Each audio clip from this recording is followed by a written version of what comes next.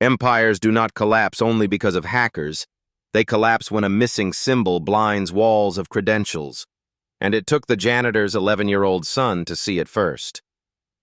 It was 2 o'clock in the morning, and Boston slept under the thin veil of moonlight. The financial district, usually a cathedral of light, lay dim except for one tower, Whitmore Systems headquarters. Its glass walls glowed with a frantic brightness, as if the building itself was refusing to admit death. Inside, silence reigned, not the silence of peace, but of failure. Row after row of monitors were black, servers dark, and the low hum that normally filled the data floors had been replaced by an almost funereal stillness. A company that powered hospitals, banks, airlines, and retailers across 15 countries had flatlined in less than a second. The numbers were cruel. $900 million lost per day. Yet the figure, staggering as it was, meant little compared to the human cost. Patients' medical records, locked. Bank transfers, frozen mid-transaction. Small businesses, unable to process a single credit card payment. It was as though someone had pulled the plug on modern life itself. On the 41st floor, in the boardroom of glass and walnut, Victoria Whitmore sat at the head of a table that stretched like a runway of despair. Her fingers tapped against the wood, the only sound besides the distant hum of the city below.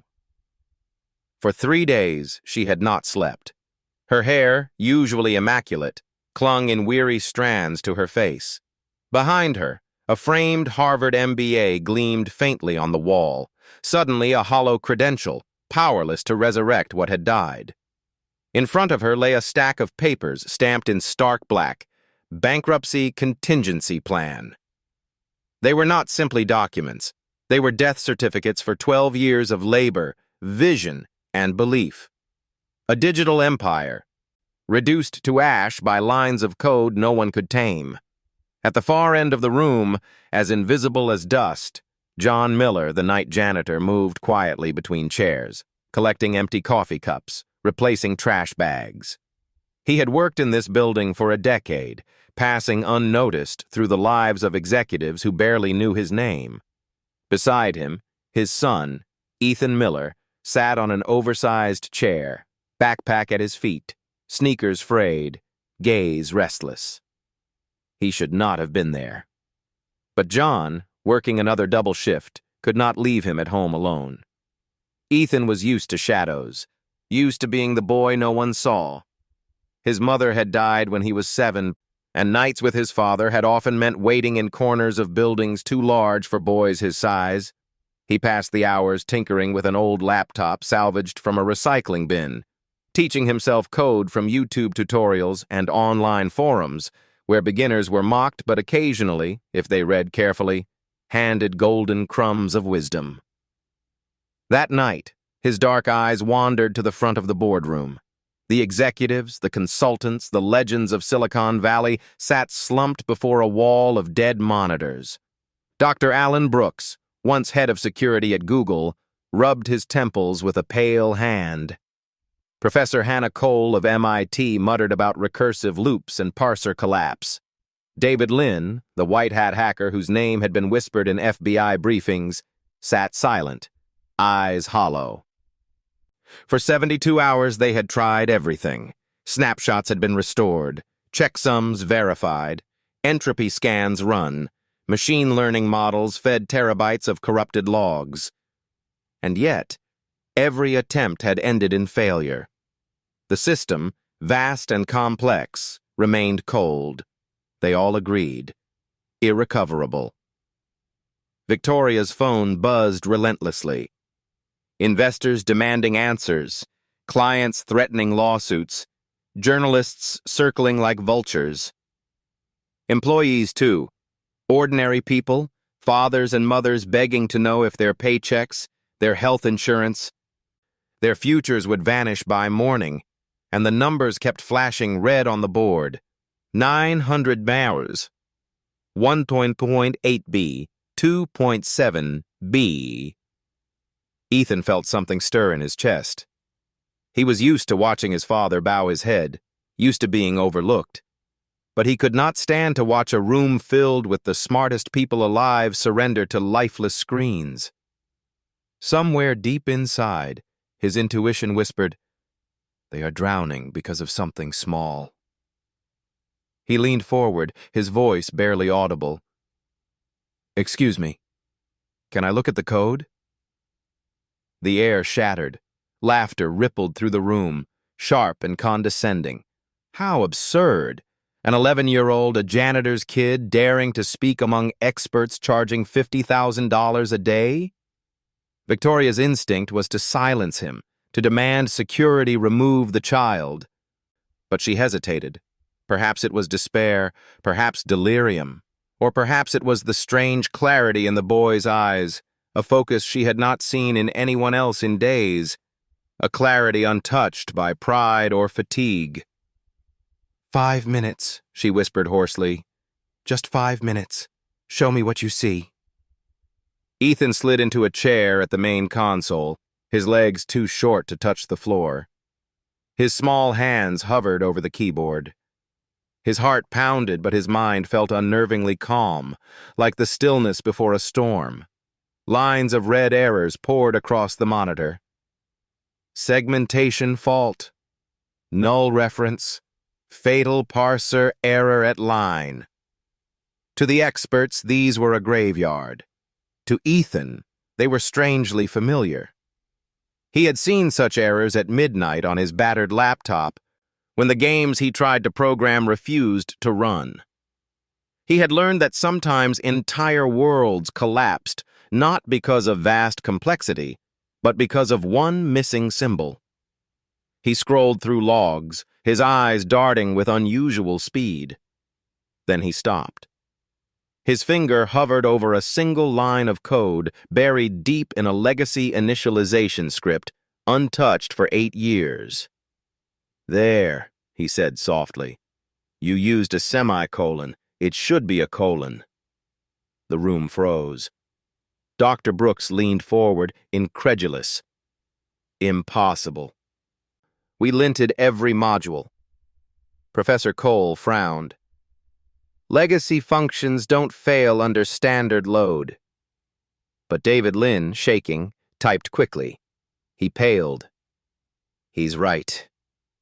One character, one misplaced punctuation mark in 40 million lines of code, a semicolon where a colon belonged. Under normal circumstances, the mistake had lain dormant, harmless.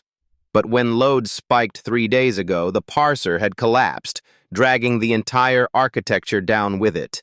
A cascade failure, like dominoes falling through every subsystem, until even the backups failed. Victoria's breath caught, a physical pain stabbing her chest. 12 years of work, she whispered. Billions invested. And we are dying because of punctuation? Ethan only nodded, legs swinging from the chair, sneakers untied. Dr. Brooks corrected the symbol, hands trembling. The system began to restart. A voice synthetic and mocking filled the air. Initializing. Monitors flickered to life. Data flowed again. Blue light washed over the room like dawn breaking after a 3-day night. For the first time, hope stirred. Victoria looked at the boy, the janitor's son, and for a moment words failed her. An empire had been saved, not by credentials, not by Ivy League pedigrees, not by millions in consulting fees, but by a child, armed with intuition, persistence, and the memory of his own mistakes. In less than 5 minutes, he had shifted the trajectory of 3,000 lives. And yet, as the screens came alive, Ethan's eyes narrowed. Beneath the rush of relief, he noticed something strange in the traffic logs, something moving where it should not. The blue glow that returned to Whitmore Systems was almost blinding. Screens, once blackened with silence, now pulsed with rivers of data, scrolling like rivers freed from ice. Relief swept the room like a sudden breeze through a tomb. Executives leaned back in their chairs, exhaustion melting into disbelief. Dr. Brooks let out a strangled laugh. Hannah Cole muttered, "Unbelievable." And David Lynn rubbed his face with both hands, as though trying to wake from a dream. For 72 hours, the brightest minds money could buy had wrestled with catastrophe. And yet the empire had been resurrected by the smallest hand in the room, a boy with untied shoelaces whose father mopped their floors. The irony was as sharp as broken glass. But Ethan Miller didn't smile. He didn't swing his legs this time. His gaze stayed locked on the streams of data racing across the revived monitors. Something was wrong. He could feel it, as surely as a doctor can feel a hidden pulse beneath the skin. "Why are the logs still noisy?" he murmured, almost to himself. Victoria, standing now with trembling relief, caught the tone in his voice. "What do you mean?" Ethan leaned closer to the console, his small fingers moving quickly over the keyboard. He brought up a series of network access logs. The numbers scrolled in tight columns, timestamps, IP addresses, file paths. To most, they were meaningless strings. To Ethan, patterns emerged like shapes in the clouds. "See this?" he pointed. "These files are being read right now, not just once, but continuously." Dr. Brooks frowned, leaning over him. "That's just residual load. After a restart, systems often re-index." His voice trailed off. The timestamps were current down to the second. Ethan's voice grew steadier. "Someone's in here, right now, downloading your data." The room chilled. Hannah Cole blinked, shaken from her fatigue. "That's impossible. The backup servers were isolated." "They're not." Ethan cut her off gently but firmly. "Look, the requests are coming from authenticated accounts, admin accounts. But no one here is logged in." Victoria's relief cracked like ice underfoot. "You're saying this wasn't just a bug?" Ethan nodded gravely. "The semicolon mistake. No, the colon mistake. It wasn't random. Someone planted it. And while you were trying to fix it, they used the downtime to steal everything." The words struck harder than bankruptcy. At least bankruptcy was a wound you could explain. But theft, ongoing theft, meant exposure, humiliation, lawsuits, betrayal. Robert Hayes, a board member, spoke for the first time, his voice heavy as stone. "If he's right, then we are not victims of bad luck. We are under attack." The experts huddled, their pride stripped bare. David Lynn began typing furiously on his laptop, running packet sniffers, intrusion detection scripts. Within minutes, his face drained of color. "He's right," Lynn whispered. "The data transfer is live. Gigabytes streaming out to foreign relays. Whoever did this didn't just crash your system. They opened the vault." Victoria swayed, gripping the back of her chair for support. 12 years of work, already so fragile from the outage, now dangled over a deeper abyss. Not collapse from incompetence, but from malice. Someone was dismantling her empire deliberately, piece by piece. Ethan continued, his eyes narrow with focus. "And it's not new. Look at the smaller patterns." He brought up historical logs, trailing back months. "See the trickle? Small transactions, a few dollars here and there, spread out across thousands of accounts. Nobody would notice. But it's been happening for at least 6 months. Add them up." He typed quickly, numbers spilling across the screen. "Tens of millions, maybe more." Dr. Brooks slammed his fist against the table. "This isn't theft. It's framing. They're making it look like Whitmore Systems has been embezzling." A stunned silence followed. The scope of the attack widened in their minds. Not just technical sabotage, not just financial bleeding, but character assassination at the corporate level. The kind that ensured no client, no investor, no regulator would ever trust them again. Victoria whispered, "Who? Who would do this?" Ethan hesitated. His fingers tapped nervously against the keys, a child's tick in the body of a detective. Someone who knew your system well, really well. Look, see the access patterns? These aren't guesses. They knew which legacy functions to target, which admin accounts were vulnerable, which passwords you reuse. The boy turned his gaze toward her, eyes older than 11. This isn't an outsider. It's someone who worked here. The truth rippled through the room like a detonation. The experts exchanged grim looks. Hannah Cole bit her lip. David Lynn muttered, "An insider." Victoria's memory clawed back names, faces, decisions made months ago. One name rose unbidden. Derek Morrison, her former head of cybersecurity.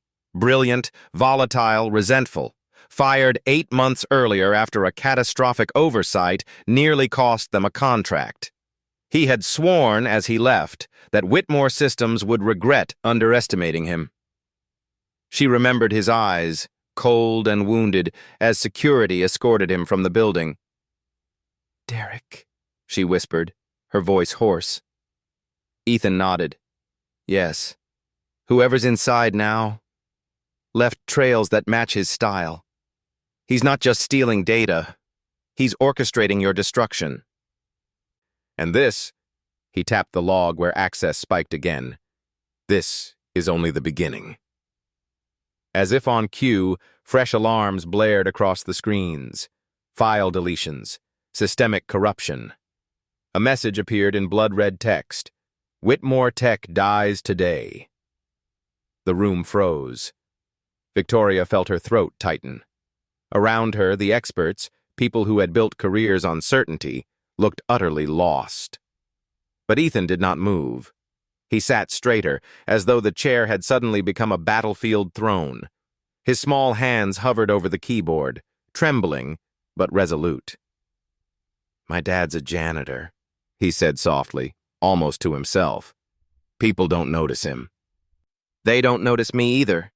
That's why we see things you don't." He cracked his knuckles, the childish gesture absurd and yet strangely heroic. "Give me access to the firewalls. If Derek is still in here, I'm going to find him." Victoria wanted to scream that this was madness, that no 11-year-old should fight a war against a professional cyber criminal. But she had no illusions left. The experts had failed. The walls of credentials had crumbled, and the boy had already saved them once. Her voice broke, but she forced the words out. "Do it." And so, as dawn crept toward the horizon outside, a janitor's son began the second battle, not against a typo in the code, but against a ghost in the machine. One who knew every corner of their empire, and who would not rest until it burned. For a brief moment, as Ethan Miller's fingers moved across the console, the boardroom had breathed again. The lights of the system flickered back to life, the monitors glowing with rivers of data that whispered of resurrection. But now the glow had shifted. It was no longer the blue calm of restored order, but a red storm spreading like fire across the screens. "Whitmore Tech dies today." The message bled across every monitor in the room. Executives gasped. Phones lit up with alerts from news networks already reporting the collapse. Downstairs, the lobby was filling with cameras, reporters sensing blood in the water. Victoria Whitmore gripped the table with white knuckles. She had fought too many battles to surrender easily, but even her strength faltered now. In 12 years, she had built Whitmore Systems from a garage startup into an empire spanning continents. Now, with billions at stake, she stood on the edge of losing it all in one final sweep. Robert Hayes, the senior board member, rose heavily. "Victoria, we can't wait any longer. If we file bankruptcy now, we may still preserve a fragment. If we delay, we will drown in lawsuits. You must call the lawyers." The words were a knife. To admit bankruptcy was not just financial failure, it was humiliation. It was the admission that everything she had demanded, perfect GPAs, Ivy League diplomas, years of experience, meant nothing when the walls truly cracked. Victoria's lips trembled. "We have no options." But before the lawyers were summoned, a child's voice interrupted. "You have one option." All heads turned toward Ethan.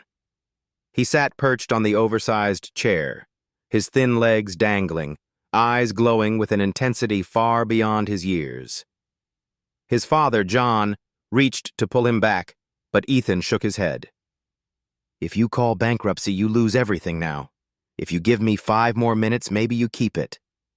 Laughter rippled again, but weaker this time.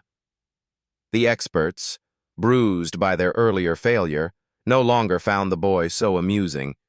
David Lynn muttered, "This isn't a Nintendo game, kid. You're talking about enterprise security." Ethan didn't flinch. "And yet you all missed the semicolon." Silence fell like a hammer. Victoria's chest rose and fell. She looked at the boy, then at the faces of her so-called legends, and realized the truth. Their brilliance had already failed her. Perhaps only desperation could open a new door. She whispered, 5 minutes. "Do what you can." Ethan leaned forward, summoning logs across 3 monitors. His small hands typed with a rhythm not of formal training but of instinct, half learned, half improvised. Windows opened and closed like shutters in a storm. "What exactly are you doing?" Professor Cole demanded. "Looking for fingerprints," Ethan replied. "Real hackers always leave them. Not physical fingerprints, patterns." Dr. Brooks frowned. "What kind of patterns?" "Behavioral ones, the way they move through code."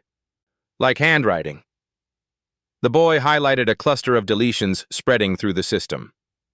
"See this? Too neat. He's not just smashing files randomly. He's deleting in categories, customer data, financial ledgers, but leaving internal HR records untouched. That's not rage. That's choreography." The room quieted. His observation was surgical, undeniable. "He wants you to see this," Ethan continued. "Wants you to know he's in control." David Lynn bent over the screen. "He's right. These deletions are deliberate. Almost like..." His face hardened. "Almost like a performance." Ethan nodded. "Because this isn't only about destroying you, it's about sending a message." The word struck like thunder.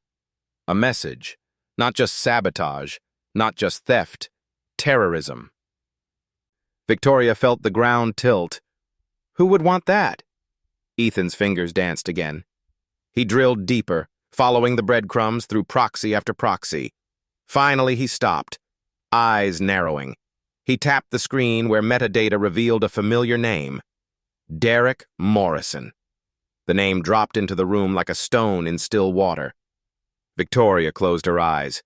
She remembered him, the brilliant but volatile head of security she had fired 8 months ago.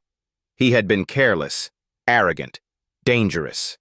When security escorted him out, he had spat words she never forgot. "One day you'll beg for me back." Her stomach turned. "Derek." Ethan nodded. "He planted the bug months ago. He knew when to trigger it. The crash was the smoke. The theft was the fire." Dr. Brooks swore under his breath. "That explains everything. The sophistication, the timing, the insider knowledge." Hannah Cole spoke, voice brittle. "And if Ethan's right, then Derek has been doing this to other companies too. Not just you." Ethan's small hands moved again. Directories filled the screen. TechFlow Industries, CloudSync, Data BR Solutions. Dozens of names, companies that had collapsed mysteriously in the last 2 years. Their stock prices had plummeted right before acquisition by shadow investors. Robert Hayes whispered, "He isn't just a hacker. He's a corporate assassin." The room reeled. They were not victims of random misfortune, but part of a grander game, the deliberate manipulation of the market itself. Derek wasn't avenging his firing. He was building an empire on the corpses of others. Victoria pressed her palms to her eyes, forcing herself to steady. "Can we stop him?" Ethan stared at the monitors, his jaw tightening. "Not with lawyers. Not with experts. If you want to stop him, you'll need to fight him where he is." David Lynn muttered, "You mean a digital duel? He's armed with professional tools, military-grade malware." Ethan's reply was quiet but unwavering. "Then I'll have to use what I know. Games, logic, mistakes." John Miller, silent until now, placed a trembling hand on his son's shoulder. "Ethan, this isn't your fight." The boy looked up at his father, eyes clear. "Dad, if I don't try, 3,000 people lose their jobs. Families lose everything. He doesn't just want the company. He wants to hurt everyone connected to it." John swallowed hard, torn between fear and pride. He had mopped these floors for a decade, invisible. Now his son was stepping onto a battlefield none of them could even see. Victoria's voice broke the silence. "Do it. Find him. Stop him." Ethan cracked his knuckles, the childish gesture now transformed into ritual. His small hands returned to the keyboard. "First step," he said, more to himself than anyone. "Slow him down without letting him know." Code streamed across the monitors, windows stacking and vanishing. He rerouted traffic through artificial loops, traffic shaping learned from running overloaded Minecraft servers. Packets that once flowed like rivers now crawled like molasses. Within minutes, data theft slowed by 60%. The attacker, Derek, did not yet notice. He would. But time was everything. The adults watched in awe. "Brilliant," Lynn whispered. "That's advanced network throttling." "Where did you learn that?" Cole asked, incredulous. Ethan shrugged. "When too many players tried to log in, the servers would crash, so I built detours. It's the same idea, just bigger." But already Derek was adapting. New pathways lit up on the screens, bypassing the bottlenecks. Files began vanishing faster than before. Ethan frowned. "He knows. He's accelerating." Victoria's voice trembled. "How long?" 5 minutes, Ethan said. "Maybe less." He took a deep breath. "Then it's time for Phase 2. On the screens, the duel began. Ethan's commands, swift and improvised against Derek's arsenal of polished weapons. It was not just a fight of code, but of imagination versus experience, and the fate of an empire balanced on the keystrokes of a boy. The conference room of Whitmore Systems felt like a tomb that night. The walls of glass overlooked a city that glittered with wealth and certainty, but inside, certainty had collapsed. 3 days of silence, 3 days of failure, 3 days of watching $900 million slip into nothingness every 24 hours. Screens that once pulsed with life were black now, reflections of faces bent under defeat. The board sat in stunned silence, and for the first time in her life, Victoria Whitmore felt herself shrinking into the chair that had once crowned her as sovereign of a digital empire. The experts had exhausted every angle. Dr. Alan Brooks, former Google security chief with a resume so decorated it glowed, confessed that he could not trace the corruption that spread like a digital cancer through their servers. Professor Hannah Cole, her lectures at MIT quoted across the industry, admitted the backups were compromised, their supposed lifeline worthless. David Lynn, the freelance hacker turned white-hat mercenary, sat motionless, his reputation as a fixer evaporating before eyes that once admired him. Victoria had bet everything on the brilliance of others, only to find their brilliance dimmed by a single relentless failure. Robert Hayes, a board member whose words cut like scalpels, delivered the final incision. We must accept the inevitable. By tomorrow, bankruptcy must be declared. 3,000 jobs, a collapsed IPO, a broken legacy. Better to close it with dignity than prolong this spectacle. His pronouncement was a coffin lid. Victoria heard it slam shut. She looked at her phone. Messages from employees begging for answers, investors threatening lawsuits, hospitals demanding patient data restored, small businesses bleeding because payments could not move through frozen systems. It was not just a company that was dying. It was an ecosystem of lives entangled with the code they had built. Victoria's chest constricted with the realization that she had been proud of building something global, but she had not seen how fragile it was until it cracked. Then, into the silence, came a voice so small it almost seemed imagined. "Excuse me, could I look at the computer?" It was Ethan Miller, the janitor's son, standing awkwardly in the corner where his father had placed him to keep out of the way. 11 years old, his shoes worn at the edges, his hair untamed, his eyes fixed not on the adults, but on the dead screens. The room turned toward him with a mixture of disbelief and irritation. Alan Brooks chuckled without humor. "Son, this isn't a school computer lab." Hannah Cole managed a tired smile as if humoring a child. David Lynn waved his hand dismissively. "Kid, this isn't Minecraft. These are enterprise systems worth billions." Victoria's first impulse was anger. At Maria for bringing her boy, at herself for allowing distraction in this hour of ruin. "Ethan," she said sharply, "your mother needs you to sit quietly." But the boy didn't move. His gaze stayed on the monitors with an intensity far too focused for mere curiosity. "I know it's not a game," he said softly. "Sometimes computers crash because of something simple. Grown-ups miss it because they think too big. Could I just see the error logs?" The laughter faded. For a moment the room hesitated. Victoria, exhausted beyond pride, felt a madness stir inside her. They had tried everything. They had nothing left. What harm could 5 minutes do? She raised her hand before Brooks could object. "Let him try." The boy walked forward, his small steps echoing like drumbeats. He slid into the chair before the master terminal, feet not even touching the floor. "Show me the logs," he asked with a composure that startled even himself. Brooks sighed, pulled up the diagnostic screen and leaned back, arms folded in cynical amusement. Lines of red scrolled like a river of blood across the monitor.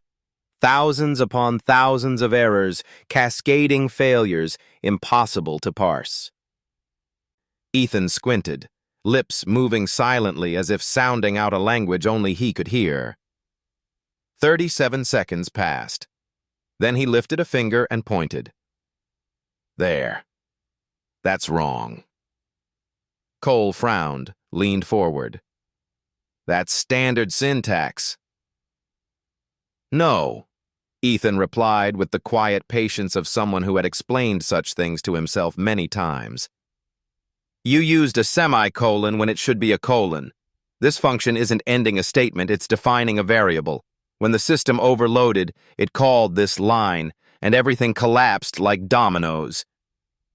The silence was total.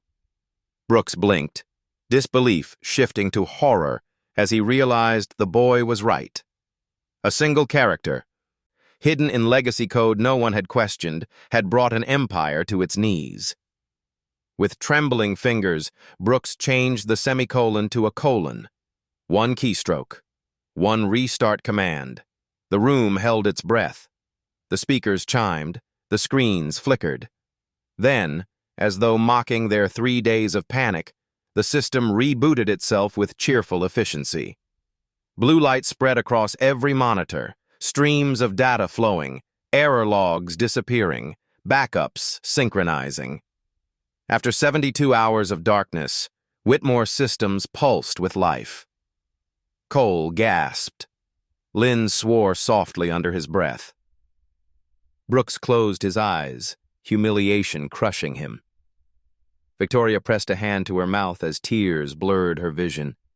She turned to Ethan, who sat swinging his legs as though he had merely solved a puzzle on a rainy afternoon. "How did you see that when no one else could?" she whispered. Ethan shrugged. "When you learn from YouTube, you make lots of mistakes. You get good at finding the simple things." The weight of the irony was unbearable.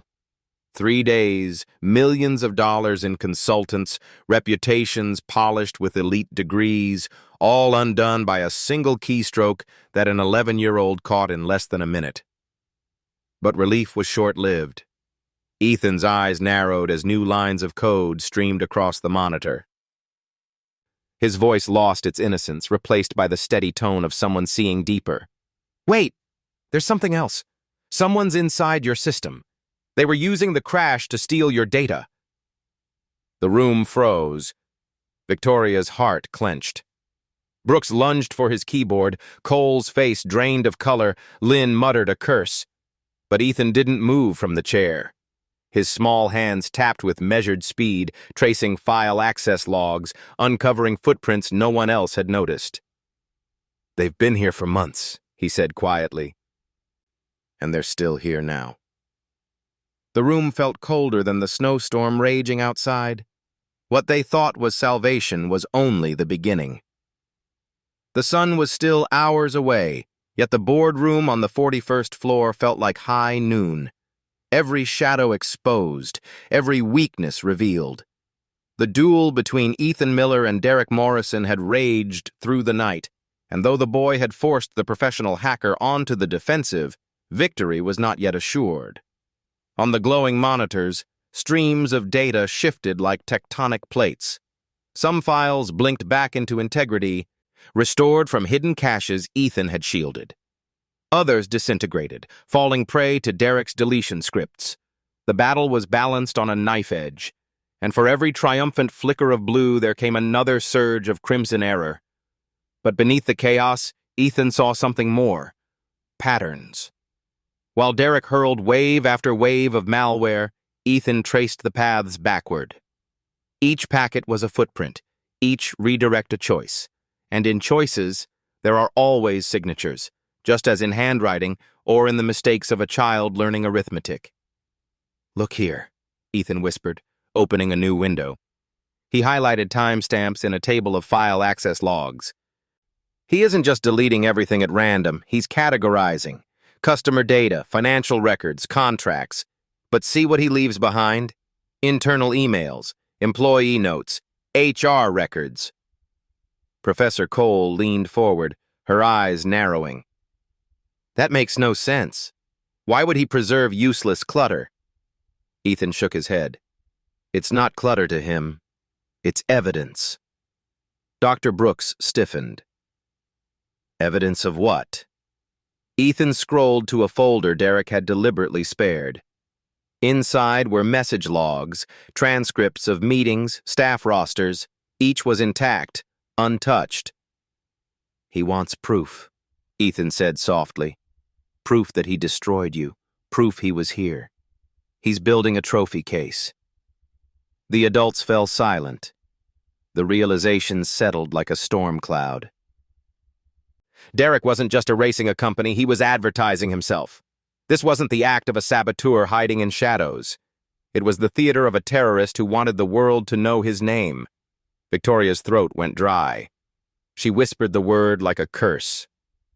Corporate terrorism. Robert Hayes, ever the pragmatist, added, "And terrorism for hire." Ethan nodded grimly. "Exactly. This isn't just revenge. Look." His fingers raced across the keys. He pulled up directories Derek had stored on his own relay servers, directories Ethan had cracked open during the duel. Names filled the screen. TechFlow Industries, Cloud Sync, Databar Solutions, Orbitronics. Dozens of corporations, some bankrupt, some still reeling from unexplained failures. Ethan opened one at random, and the screen displayed a series of reports. crash logs, financial data, and charts showing plummeting stock values. They weren't accidents, Ethan explained. Every single one of these collapses was planned. Derek hit them just like he's hitting you. Planted bugs, timed failures, data siphons, and every time their stock price dropped right before someone else bought the pieces. David Lynn's face hardened. It's an assassination business model. Destroy, depress, acquire. The room reeled. The scope was staggering. This was not one man's vendetta. It was a systematic campaign of corporate warfare designed to manipulate entire markets. Victoria whispered, almost to herself, "How many jobs? How many families?" Ethan scrolled further, his face pale. Thousands, maybe tens of thousands. He didn't just collapse companies, he collapsed livelihoods. Meanwhile, Derek realized his mistake. The taunting channel he had opened in anger had not only revealed his physical location in Houston, but it was now being used against him. Ethan's backtrace continued like a scalpel through layers of disguise. "You see what he's doing?" David Lynn muttered. "He's peeling through proxies faster than law enforcement could." Ethan didn't look up. "Every game has a maze. You just need to see the exit pattern." The boy's voice was steady, but his face was damp with sweat. He was pushing his mind beyond exhaustion, straining against fatigue that would have broken most adults. His father stood silently behind him, torn between pride and fear. Victoria clenched her fists. "If we can confirm his location, we can bring in the FBI." Ethan shook his head. "Not yet. If they move too soon, he'll scorch the earth, delete everything, not just here, but all his stolen archives." He looked at her with eyes far older than 11. "We need him alive in the system, until I'm ready." It was then that Ethan paused, staring at one log line that had just refreshed. His eyes narrowed. "That's strange," he murmured. Brooks leaned over him. "What is it?" "The bug," Ethan said. "The colon. It wasn't just sloppy revenge coding. Look where it sat, in the initialization function that handles load balancing. He put it there on purpose months ago. Not just to crash you, but to wait. He designed it like a landmine. All he had to do was trigger a traffic spike." Victoria staggered back. "The IPO. He knew we'd generate record load testing before the announcement. He planted the error so it would detonate at the worst possible time." Ethan nodded. It was never an accident. The missing colon was his opening shot in a war. Suddenly, new text scrolled across the monitors. Communication not from Derek, but from someone else. The font was cleaner, the syntax precise. "Proceed with full destruction. The child is more dangerous than anticipated." The room froze. Ethan stared, the color draining from his face. Someone else is talking to him, someone higher. Victoria whispered, "You mean Derek isn't acting alone?" Ethan shook his head. "No. He's a contractor. Someone's paying him to destroy companies one by one." The implications were staggering. This wasn't just one man's vengeance. It was a conspiracy, a market-wide manipulation worth billions. Derek was a weapon, but someone else was pulling the trigger. Victoria turned to her team, her voice shaking. "We can't go to the board with this, not yet. If investors learn we're under targeted corporate warfare, the company collapses tonight. We need proof, evidence, and we need Derek cornered." Ethan nodded. "Then I'll corner him. But when I do, you'll have to move fast. Because once he knows he's exposed, he'll fight like a cornered animal." His father touched his shoulder. "Ethan, you're just a boy. This isn't your responsibility." The boy didn't answer for a long moment. Then he said quietly, "Dad, all my life you've told me people don't notice us. Tonight they noticed me. If I stop now, it all ends. But if I finish..." He glanced at Victoria, his eyes steady. Thousands of families might keep their jobs. John Miller's eyes glistened, but he said nothing more. On the monitors, Derek's attacks intensified. Entire customer databases began to vanish, then reappear, as Ethan's countermeasures intercepted them mid-transfer. The duel had become a pendulum, swinging violently between loss and recovery. Robert Hayes, voice grim, said, "We can't hold much longer. If this boy fails, we're finished. If he succeeds, we buy time. But either way, the market will smell blood." Victoria's gaze locked on Ethan. "Then we give him everything he needs. Every password, every access point, every system. If our empire dies tonight, it will not die without a fight." Ethan nodded once. "Then let's begin Phase 3. He cracked his knuckles again, the ritual no longer childish but ceremonial. His eyes fixed on the streams of hostile code pouring in like a flood. "Derek thinks this is just a game of brute force," he whispered. "But games always have rules, and rules can be broken." As he typed, the room fell silent. Executives and experts alike reduced to witnesses of something they could neither predict nor control. The moment when a janitor's son declared war on a professional assassin of companies and, perhaps, on an entire hidden empire of conspirators behind him. The second noise had become a voice, and that voice was speaking not of collapse, but of defiance. The duel was no longer about saving Whitmore Systems. It was about exposing a world that had thrived in shadows for far too long. The boardroom was suffocating. The smell of ozone from overheating servers mixed with the acrid tang of fear. The battle had raged for hours. The boy's small frame hunched in a chair far too large for him, his eyes burning with exhaustion and focus. Ethan Miller was no longer merely defending Whitmore Systems. He was prying open a secret Derek Morrison had never intended anyone to see. The monitors pulsed with warnings, screens stuttering between collapse and recovery, but in the noise, Ethan began to see shapes, like constellations forming out of scattered stars. At first, it was a trickle. One hidden directory on Derek's relay server, then another. But soon, the trickle became a flood. Ethan leaned forward, sweat dripping from his temple, and whispered words that chilled everyone in the room. "He's not working alone. He's never worked alone. This isn't just one man's revenge.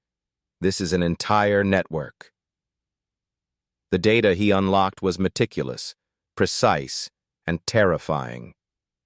Folders labeled with the names of corporations stretched across the screen like a graveyard of the industry.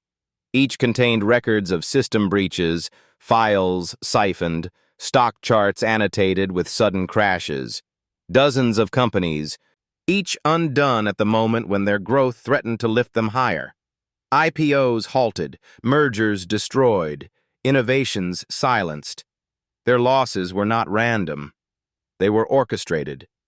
For every collapse, there was a shadow buyer waiting to scoop the remains at pennies on the dollar. Ethan scrolled silently, the names flickering across the room like tombstones. Databar Solutions, TechFlow, Orbitronics, CloudSync, a dozen more. Each one had been struck down, their failure wrapped in mystery, their employees scattered like ash. Victoria Whitmore clutched the table to steady herself. "My God," she whispered.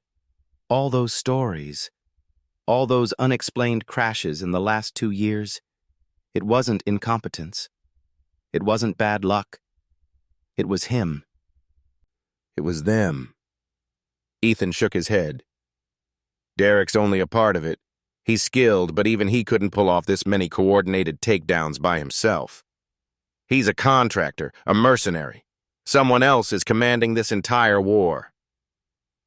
The room fell into silence except for the sound of fans whirring and the tapping of Ethan's small fingers. His father, John Miller, stood behind him, the mop-handled shoulders of a janitor trembling as he watched his son unravel something no university professor had ever suspected. He had always told Ethan that invisibility was their inheritance. Now the boy was peeling back the veil of an invisible empire. Then a new stream of text appeared across the screen. The words were calm, clinical, and cruel. Proceed with full destruction. The child is more dangerous than anticipated. Every head turned toward Ethan.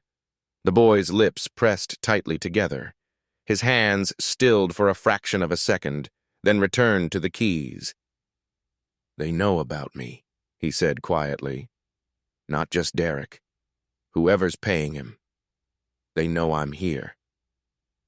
Professor Cole's face drained of color. If they see you as a threat, they won't stop at deleting files. They'll try to erase you too. Ethan ignored her. His focus narrowed, drilling deeper into the exposed directories. Each new layer revealed financial records routed through offshore accounts, payments issued monthly to Derek's shell corporations. The numbers glowed like brands on the screen. $200,000 every month, traced to a Cayman Islands holding company. The description tags told the rest of the story. Contract work, destabilization. Target, pre-IPO companies. Timeline, 2 years. Victoria's stomach twisted. Someone is orchestrating this to control the market. Robert Hayes muttered, It's not sabotage. It's market engineering. Collapse a company, buy the pieces, consolidate power. His voice hardened. This isn't cybercrime. This is economic warfare. Ethan's fingers danced again. And Derek isn't the first. There are logs of other operators, different attack styles, different signatures. They're like assassins, each specializing in a different weapon. On the screen, metadata confirmed his words. Coordinated operations across Europe, Asia, and North America. Derek was just one blade in an arsenal. The realization hit like a cold wind. Whitmore Systems was not merely defending itself from a rogue ex-employee. It had stumbled into a war being waged in silence, a war that had already claimed dozens of corporate victims, reshaping industries while governments slept. Ethan's face tightened with sudden clarity. The colon wasn't just sabotage, it was a signal. It told them when to strike. That's why it was so simple. They don't need elegance when timing is everything. And they timed it to your IPO. Victoria swayed as if struck. Her empire, years of labor and sacrifice, had been marked for destruction as nothing more than another pawn in a larger game. She looked at Ethan, her voice breaking. Can you stop it? The boy's voice was quiet but resolute. I can try, but stopping Derek won't end this. He's only the messenger. If you want to end this war, you'll have to expose all of them. David Lynn swallowed hard. Then we need law enforcement. The FBI, the SEC, everyone. Ethan shook his head. Not yet.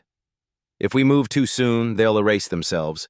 These kinds of networks are designed to vanish. We need to trap them while they're still here, and that means keeping Derek online long enough for me to follow every connection. John Miller stepped forward, his voice thick with fear. Ethan, you can't carry this. You're only a boy. Ethan didn't look up from the screen. Dad, I'm the only one who can see the mistakes. That's all hacking is, looking for the errors everyone else ignores. They built this empire on arrogance. They think no child, no janitor's son could ever find them. That's their mistake, and I'm going to use it. Victoria's eyes filled with tears she did not let fall. For the first time in her career, she felt something alien in her chest. Humility. She had built her company on the illusion of meritocracy, hiring only the brightest from the most prestigious schools, ignoring those who swept the halls at night. Yet the boy in front of her, with no diploma, no credential but persistence, was teaching her what true merit was. The screens flashed again. Derek's rage surged across the network, his attack tools accelerating, his language devolving into chaotic threats. But even in his fury, Ethan saw another pattern, the rhythm of commands relayed through Derek's servers. Each one pulsed like a heartbeat, and with every pulse, Ethan traced them further back. The path bent and twisted, bouncing through Europe, Asia, the Middle East, but it converged on one hub, a cluster of servers hidden in downtown Miami. "I've got something," Ethan whispered, his face pale but shining. He's not just in Houston. That's where he sits. But his command hub is in Miami. That's where the real network lives. The adults leaned forward, stunned. "If I can breach that hub," Ethan continued, "I'll see all of them. Every name, every file, every payment. It's their brain. Without it, the whole body dies." Victoria found herself trembling, not from fear but from awe. She had spent her life dismissing people like Ethan, people without the right names or degrees. Yet here was a child drawing maps of an empire more dangerous than anything Harvard ever taught her. Ethan's small fingers resumed their dance, faster now, feverish. The duel with Derek was no longer just survival. It had become a chase, a pursuit through the labyrinth of the digital underground. And for the first time, Derek's arrogance cracked. He could sense it. The boy was not only fighting back, the boy was closing in. Victoria whispered as though to herself, "If you find them all, what happens next?" Ethan's voice was steady, though his body trembled with exhaustion. "Then we stop being prey, and we make them afraid." The words hung in the air like a prophecy. In that moment, the janitor's son was no longer a boy at a keyboard. He was the thin line between collapse and survival, between an empire of shadows and the fragile light of truth. And somewhere, in the depths of Miami's servers, the shadow network stirred uneasily. For the first time, its silence was broken. The second noise had become a voice. The hour was cruel. 3:47 in the morning, when even the strongest souls falter and the mind seeks rest. But in the boardroom on the 41st floor, sleep had no place. The air was electric with fear. The monitors pulsed with the heat of invisible combat, and at the center of it all sat Ethan Miller, 11 years old, shoulders trembling under a weight no child should ever bear. Across the digital battlefield, Derek Morrison fought like a wounded animal. His commands tore through the network in frenzied bursts, deleting, corrupting, encrypting. Years of professional training and professional hatred poured into the keyboards of his hidden warehouse. He had been exposed, humiliated by a child, and now his rage had become a firestorm. Victoria Whitmore gripped the edge of the table, her nails digging into the wood.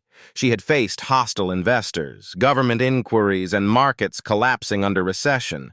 But nothing had prepared her for the sight of a boy waging war against a man who had once been her trusted head of security. Her board members stood paralyzed, watching the duel as if it were an execution delayed by miracle after miracle. Ethan's hands moved with a rhythm that no adult understood. He had no playbook, no certifications, no decade of conference lectures behind him. What he had was something else entirely. The intuition of mistakes, the logic of games, the resilience of a mind that had never been told it was impossible. He had grown up with puzzles that crashed and froze, cheap machines that failed and glitched, and in each failure he had trained his eyes to spot the one line that mattered, the one crack that undid the whole. The screens lit up with red, then blue, then red again. Derek's botnets attacked from 1,000 endpoints, coordinated like soldiers. Ethan countered by turning Derek's own weapons against him, redirecting deletion scripts back into Derek's servers. Each time, Derek clawed his way out, spinning new tunnels, launching new code. Then Derek made his fatal mistake.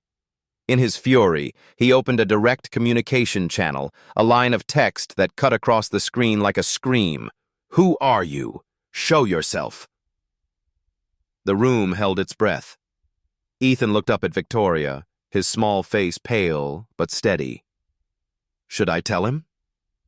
Her voice was low. sharp with conviction.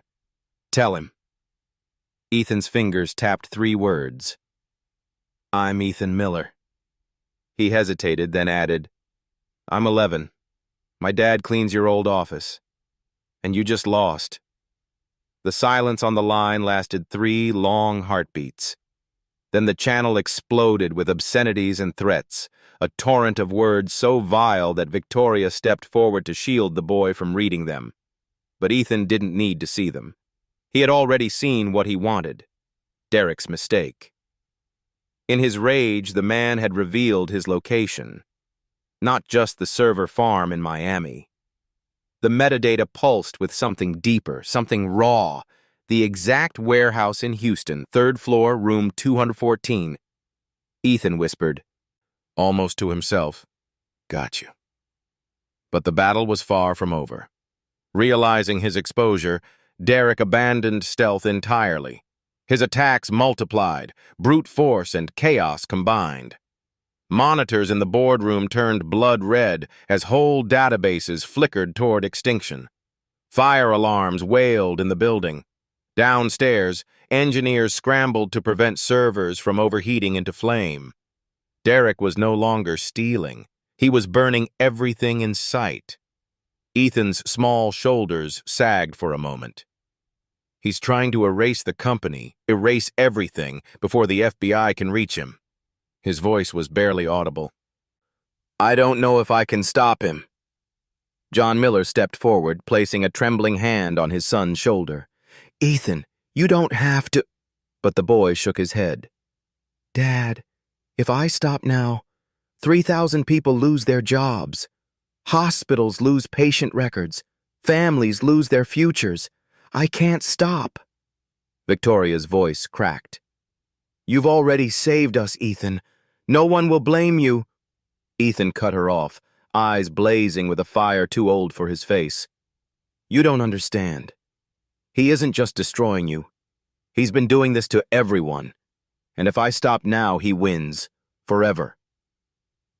The room fell silent. They watched him straighten, his small hands hovering above the keys like a conductor before the crescendo. "Every game has rules," he whispered, "and every enemy has a weakness." He thinks because he's everywhere, he's untouchable. But the more places he attacks from, the more control he has to keep in one place. That's where he's weak. His command center. The duel shifted. Ethan no longer defended, no longer patched or countered. He hunted. His commands cut through Derek's disguises, following signals backward through false IPs, through encrypted shells, through rented server farms. The screen filled with a labyrinth of connections, each one peeled back like skin from an onion. Brooks gasped. "He's mapping the entire assault network in real time." Cole murmured, "I've never seen forensic tracing at this speed. This should take days." Ethan didn't answer. His face was ghostly, his eyes bloodshot, but his hands moved with supernatural speed. Then suddenly, he stopped. His finger pointed to one line of code pulsing on the monitor. There. On the map of cascading servers, one node glowed brighter than the rest. The Miami hub. Derek's brain. The central command from which his entire empire spread. Ethan took a deep breath. If I can breach that, I can turn his weapons back on him. Everything he's built will collapse. Victoria's voice trembled. But if you fail... The boy's eyes locked on hers. Then you lose everything anyway. The boardroom seemed to tilt. Even the hum of servers fell quiet, as though the machines themselves were waiting. Ethan pressed enter. What followed was chaos given form. Derek realized what the boy had done and threw everything at him. Military-grade malware, encryption that had taken years to refine, brute force attacks from botnets across continents. The screens filled with code streaming at blinding speed, red and blue colliding like armies of light. Ethan fought with improvisation. When Derek encrypted, Ethan built puzzles to unravel the locks. When Derek flooded with bots, Ethan looped them back in endless circuits until they devoured their own strength. When Derek corrupted files, Ethan rebuilt them from shadow copies hidden in forgotten corners. It was not expertise against expertise. It was doctrine against instinct. It was the straight lines of experience clashing against the wild arcs of imagination. Minutes stretched into eternity. Sweat rolled down Ethan's temple, his breath ragged. His small hands trembled but never stopped. Across the city in Houston, Derek's fury became desperation. His taunts grew incoherent. His tools turned sloppy. And then, at 3:47 a.m., he made the mistake Ethan had been waiting for.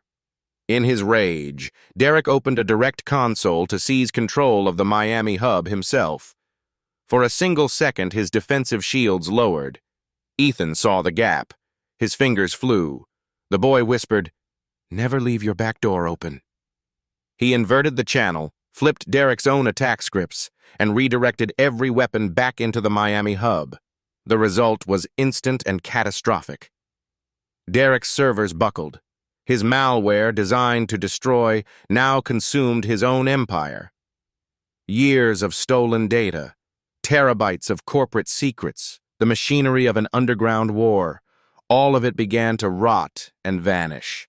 On the screen, a single line of text appeared before the hub collapsed. "No, not a child." Then the connection died. The boardroom erupted in cheers, disbelief, and tears. Systems across Whitmore flickered back into stable blue. Databases returned, backups restored, patient records intact, contracts whole. Against every prediction, Whitmore Systems lived. But Ethan did not cheer. He leaned back in the chair, his face pale, his arms limp at his sides. His small chest rose and fell like a runner at the end of a marathon. His father caught him before he slid to the floor. "It's over," John whispered. Ethan shook his head weakly. "No, Dad. That was just Derek, but someone paid him. Someone bigger. They'll come back. This was only the first battle." Victoria knelt beside him, her voice breaking with awe. "You saved us, Ethan. You saved thousands of families. You saved the truth." The boy's eyes fluttered closed, his voice a faint whisper. "Computers don't care how old you are. They only care if you see the mistakes." The room was silent. Outside, dawn began to rise over Boston, casting pale gold light into the boardroom. A janitor's son had fought a duel in the dead of night and left the world changed forever. But the war in the shadows was only beginning. The dawn light spilled across Boston's skyline, gilding the glass towers with a fragile calm that no one inside Whitmore Systems felt. The boardroom was hushed, a silence not of relief but of aftermath. The monitors, which hours earlier had bled red with Derek Morrison's fury, now glowed steady blue, their data streams restored, their systems intact. Yet no one celebrated. They were too aware of what the boy had said as he collapsed against his father's chest. This was only Derek. Someone bigger paid him. Victoria Whitmore stood at the window, her reflection pale in the glass. Her empire, so close to death, still breathed. But she knew that the boy's warning meant she had been standing not on a battlefield, but on the threshold of a war. Behind her, her board members whispered in fragments, insurance claims, lawsuits deferred, market shocks contained. None of it mattered. What mattered was that her company, her life's work, had been marked not by bad luck, not by one man's bitterness, but by a conspiracy powerful enough to bend markets. The sound of heavy footsteps interrupted her thoughts. Agents in dark jackets entered the boardroom, their movements precise, their presence filling the space with a new kind of gravity. Across their backs, the letters glared in bold yellow, FBI. At their head was Special Agent Jennifer Walsh.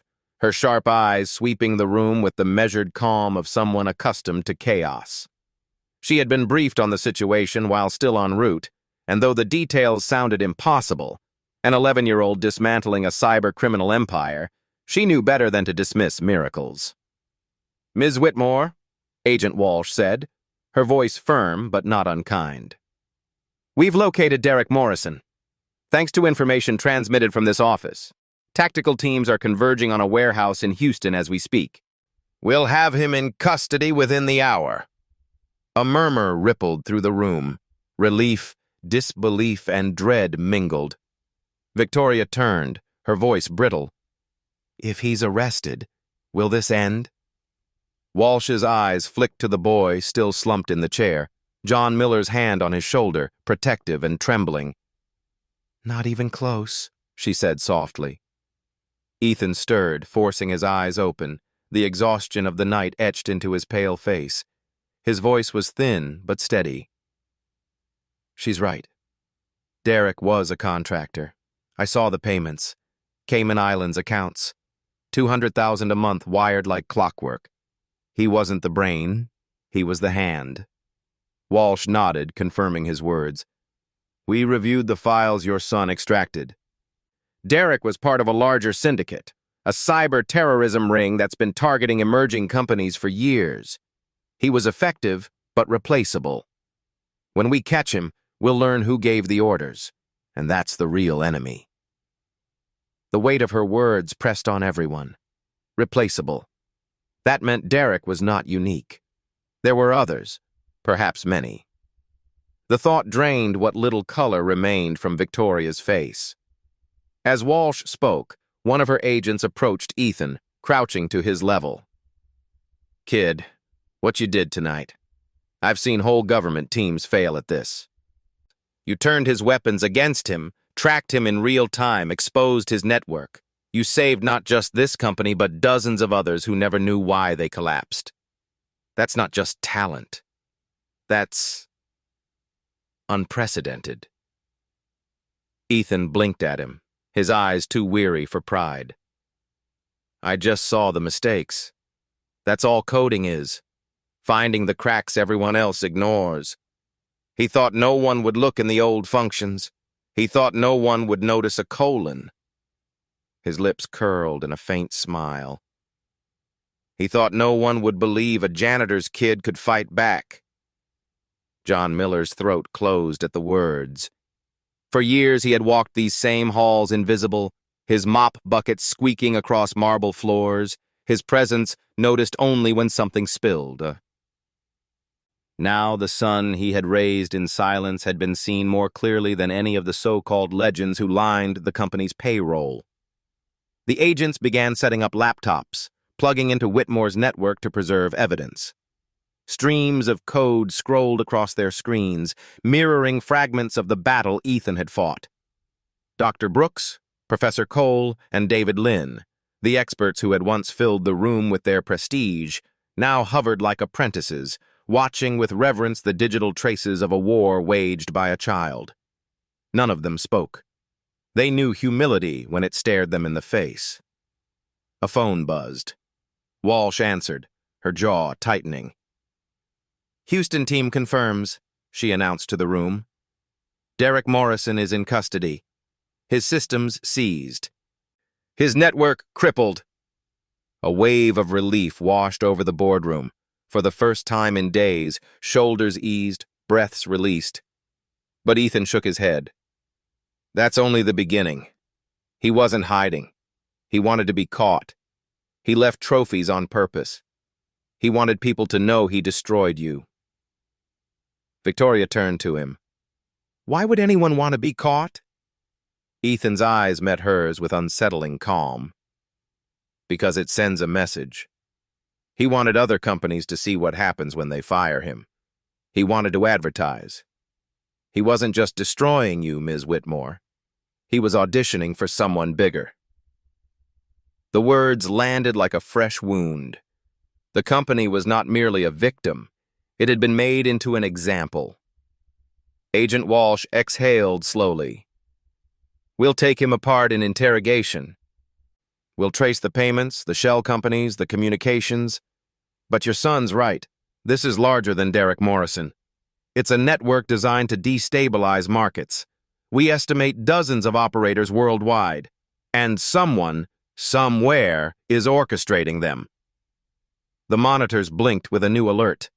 Ethan leaned forward instinctively, ignoring his father's protective grip. He opened the log and frowned. They know Derek's been caught. Look, traffic spikes on the Miami hub.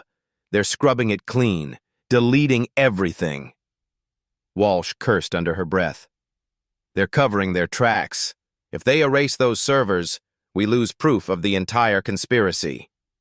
Ethan's small hands moved again, fatigue forgotten. Then I'll copy everything before it vanishes. John grabbed his wrist. Ethan, no more. You've done enough. You need rest. The boy looked at his father, his voice quiet but firm. Dad, I can rest later. But if we lose this evidence, they win. All the other families, all the other companies, they'll never know what happened to them. We have a chance to stop more than just one man. We can stop the whole thing. John's hand fell away, torn between fear and belief. The room leaned forward as Ethan's fingers resumed their dance. Windows bloomed across the screen, each showing streams of files pouring from the collapsing hub. He bypassed encryption with tricks learned from puzzle games, stabilized bandwidth with the same logic he once used to keep Minecraft servers alive during school breaks. Bit by bit, terabytes of stolen records transferred into Whitmore's secure drives, each line of data a fragment of the hidden empire. Victoria whispered in awe, "He's not just saving us. He's saving everyone." When the last file completed, the Miami hub went dark. Its servers self-destructed by scripts Derek had left behind. But it no longer mattered. The evidence lived. Ethan slumped back, his body sagging into the chair, his face white with exhaustion. He whispered, "We have them." Walsh's voice carried the weight of history. Tonight, a janitor's son just gave the FBI the largest corporate cyber terrorism case in American history. 43 companies, $2.8 billion in manipulated value, an entire underground market exposed. Victoria placed her hand gently on Ethan's shoulder. For the first time, her voice broke openly. "You didn't just save my company. You saved the truth. And you taught us what genius really looks like." The boy, barely awake, murmured, "Computers don't care who you are. They just care if you see the mistakes." No one spoke after that. Outside, the sun rose, gold spilling across the city, indifferent to the battles fought in the dark. Inside, the world had shifted. A child had stood against an empire of shadows, and for the first time, the shadows flinched. 6 months later, the boy who had once sat in shadows beside a mop bucket now sat in the center of a grand chamber beneath the carved dome of the United States Capitol. The mahogany walls rose high, polished by centuries of debate, the air dense with history. The Committee on Corporate Integrity and National Security had convened in full, every seat occupied, cameras trained, reporters whispering furiously into microphones. And at the witness table, swinging his legs because they did not reach the floor, sat Ethan Miller.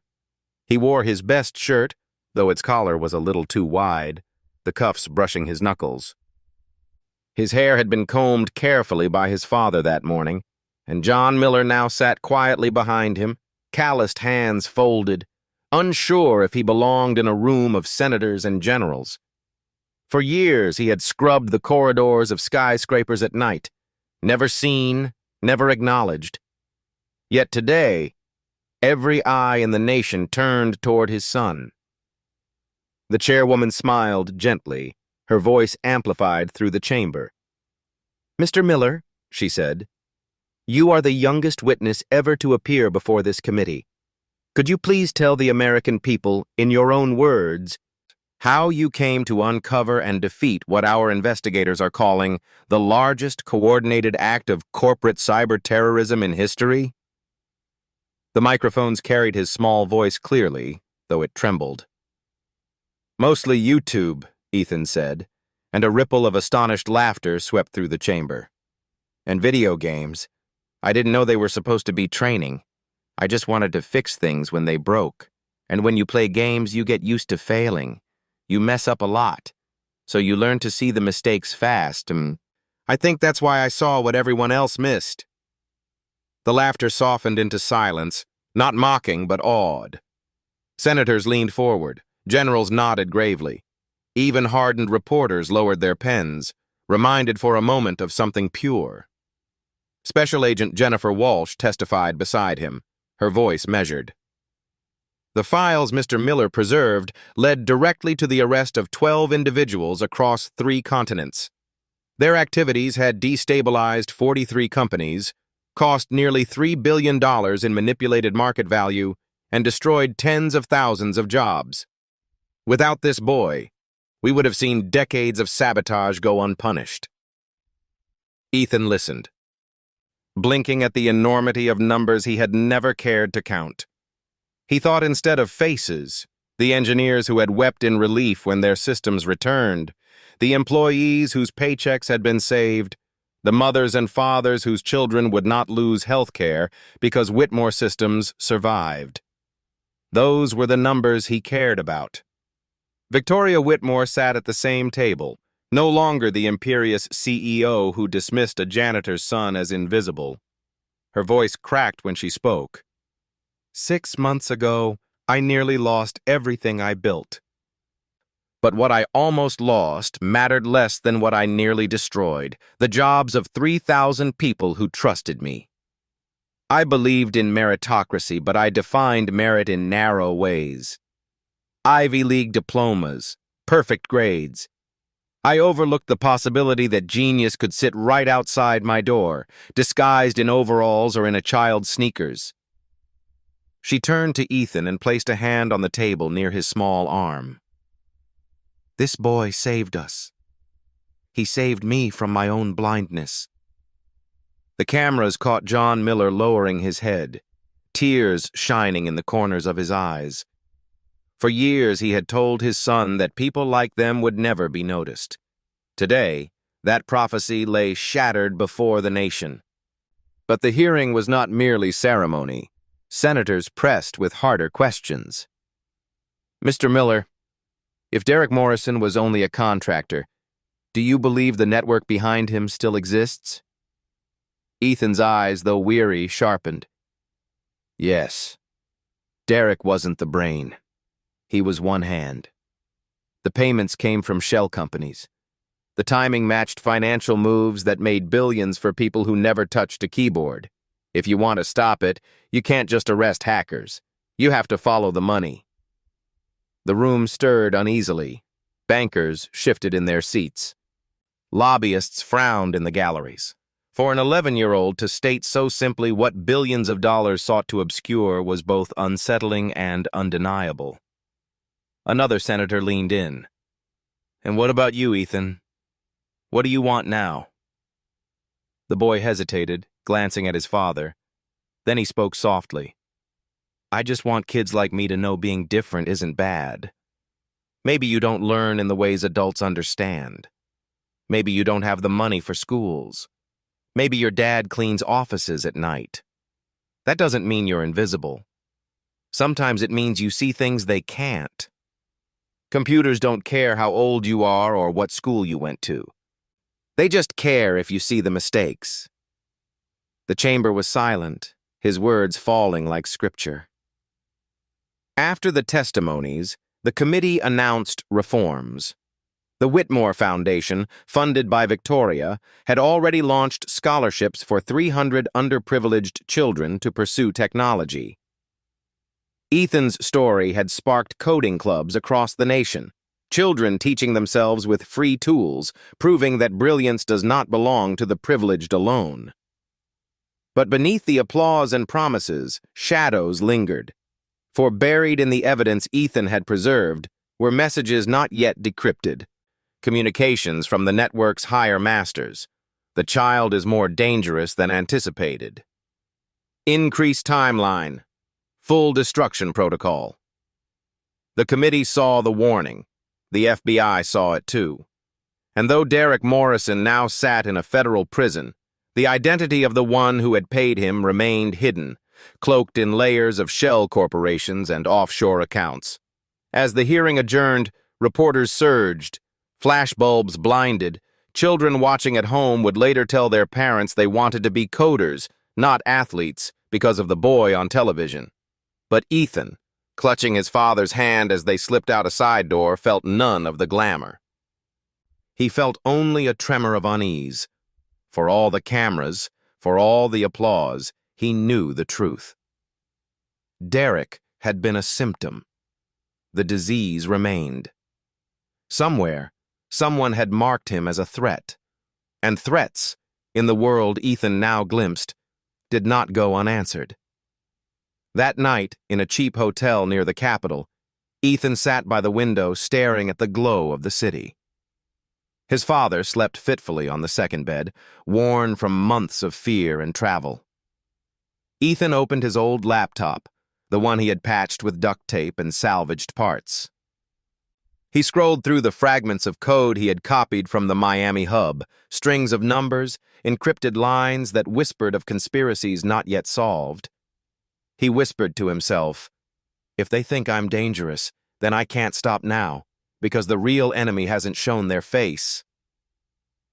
And in the silence of Washington, under the dome that had just hailed him as a hero, the janitor's son began again. Not to play, not to practice, but to prepare for the war still waiting in the shadows.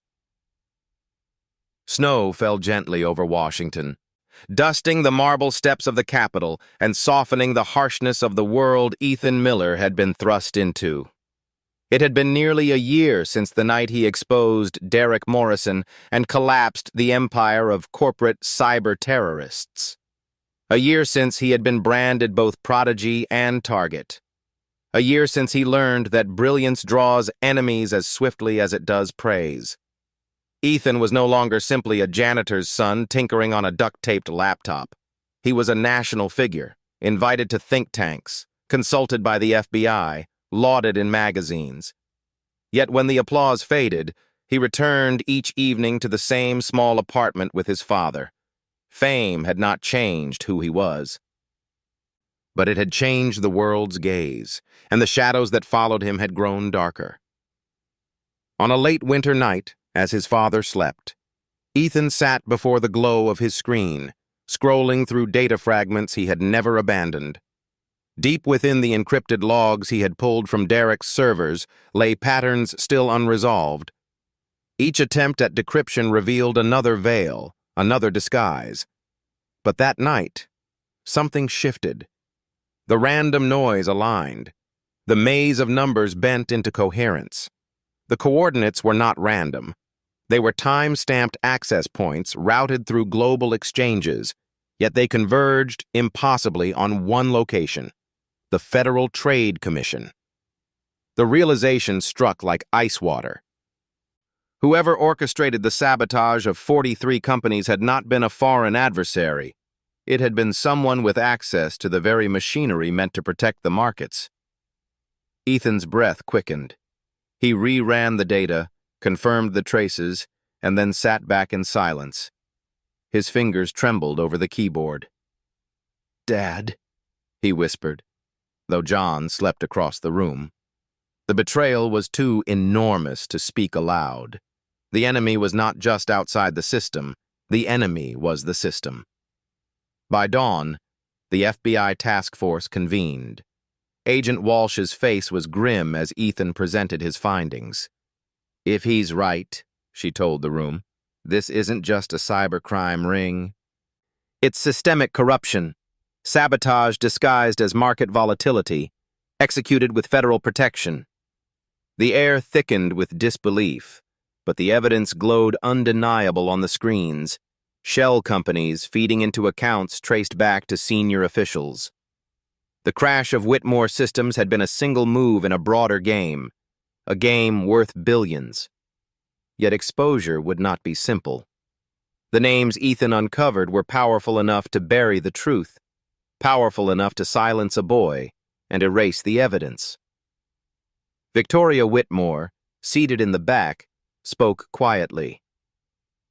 "If you release this recklessly, Ethan, they'll destroy you before they destroy me." But Ethan, only 11, met her gaze with a steadiness far older than his years. "They already marked me as dangerous. If I stay silent, I've already lost." The plan unfolded not in the sterile offices of government, but in the dim conference room of Whitmore Tech, the same room where Ethan had first been dismissed as irrelevant. This time, he sat at the head of the table. His father on one side, Agent Walsh on the other, and an army of systems glowing before him. They would not fight in secrecy. They would fight in the open. Ethan initiated the cascade at exactly 2:00 a.m., the same hour he had once walked silently behind his father's mop bucket, unnoticed. With the precision of a surgeon, he redirected the hidden pipelines of data, not to his own machine, but to servers under the custody of Congress, mirrored simultaneously to international watchdogs. The stolen billions, the manipulation trails, the internal memos, every layer of the conspiracy went live in real time, beyond the reach of any one hand to suppress. The retaliation was immediate. Systems flickered, alarms wailed, and new attacks slammed against the defenses Ethan had built. But this time, he was not alone. Dr. Carter, humbled months before, now stood at his side, adapting his decades of experience to the boy's unorthodox methods. Sarah Martinez applied academic rigor to Ethan's intuition, mapping vulnerabilities into proof. David Park, once a skeptic, now defended the firewalls with the fury of a convert. And John Miller, who had never touched a computer until his son showed him, stood behind Ethan, a quiet sentinel, hand resting on his boy's shoulder. For 3 hours, the room burned with light. Code cascaded across the walls like storm clouds. Attacks ricocheted like artillery. Somewhere, hidden behind false addresses and encrypted fortresses, the architects of the conspiracy realized their own exposure. They unleashed everything they had. But their weapons turned into evidence, each assault preserved in mirrored archives beyond deletion. At dawn, it ended, not with silence, but with the sound of the world awakening. News anchors breathless with revelation, senators demanding resignations, markets shuddering as truth carved through illusion. And in the middle of it all, a boy sitting in a chair too large for him, eyes red with exhaustion, whispering only, "It's over." But it was not over for him. It was only beginning. 2 weeks later, Ethan returned to the Capitol, not as a witness this time, but as a symbol. The hearing room was packed again, but the atmosphere had shifted. The scandal had toppled careers, dismantled financial empires, and triggered sweeping reforms. For the first time in decades, legislation passed unanimously. Laws protecting whistleblowers, funding for open-access coding education, mandatory transparency in corporate cybersecurity. Victoria Whitmore, once nearly ruined, announced the largest educational endowment in her industry's history. Scholarships for underprivileged children to study computer science, no matter their background. She named it the Janitor's Son Foundation. John Miller wept when he heard. Ethan sat quietly through the speeches, too young to grasp the full scale of what had been unleashed, but old enough to understand this. The world had changed, not because he was extraordinary, but because he had refused to stay invisible. As the hearing adjourned, a reporter pressed forward. "Ethan, do you think you'll keep working with the FBI?" The boy smiled faintly, a flash of childhood breaking through the weight on his shoulders. "Maybe. But mostly, I just want to keep fixing things that are broken. That's what I like doing. Later that night, back in the apartment, John placed the old mop handle against the wall. He no longer worked night shifts. Whitmore Tech had insisted he take a position of honor. But Ethan reached for the mop, running his hand along its worn wood. "Don't throw it away, Dad. It's part of the story." And so it remained, a symbol of the invisible labor that had polished the floors beneath billion-dollar deals, a reminder that genius can grow from the humblest soil. Outside, snow fell again, quiet, persistent. Somewhere beyond the city lights, new enemies no doubt whispered.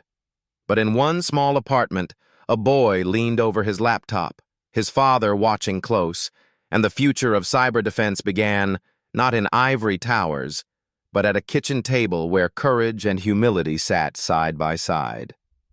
The janitor's son had not just saved a company, he had rewritten the terms of power. Thank you for staying with this story until the very end. If it moved you, if it made you believe that brilliance can come from the most unexpected places, please subscribe, share, and leave a comment. Your support helps these stories reach more hearts around the world.